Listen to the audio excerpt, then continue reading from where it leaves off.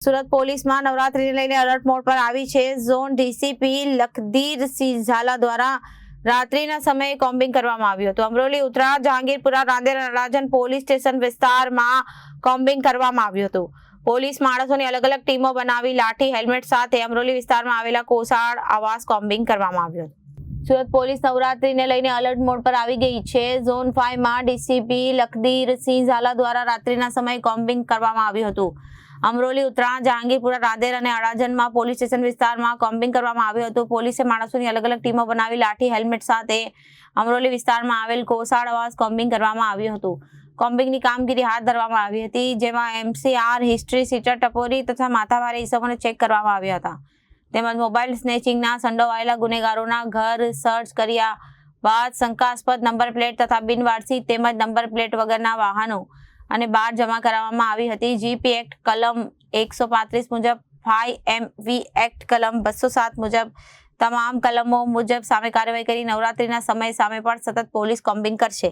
સુરત શહેરમાં કાયદો અને વ્યવસ્થાની પરિસ્થિતિ જળવાઈ રહે તેમજ આવનારા તહેવારો શાંતિમય વાતાવરણમાં ઉજવાય તે માટે માનનીય police commissioner Shri Anupamsinh Gehlot sir દ્વારા અવારનવાર સૂચના આપવામાં આવી રહેલ છે, જેના ભાગરૂપે આજરોજ ઝોન 5 વિસ્તારના 110 જેટલા પોલીસ અધિકારી અને કર્મચારીઓને સાથે રાખી કોસાડ વિસ્તારમાં કોમ્બિંગનું આયોજન કરવામાં આવેલું, જેના કોમ્બિંગ દરમિયાન ટોટલ 42થી વધુ જૂના કેસમાં સંડોવાયેલા આરોપીઓની પૂછપરછ અને અટકાયતી પગલાઓ લેવામાં આવેલ છે તથા ગુજરાત પોલીસ એક્ટની વિવિધ કલમો હેઠળ ગુનાઓ દાખલ કરવામાં આવી રહેલ છે।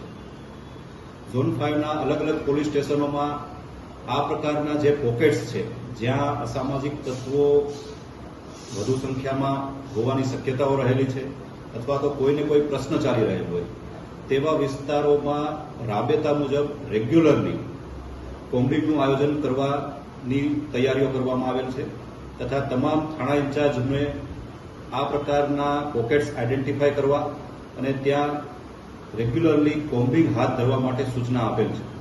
Reporter Arvind Rathod, Janadesh news, Surat.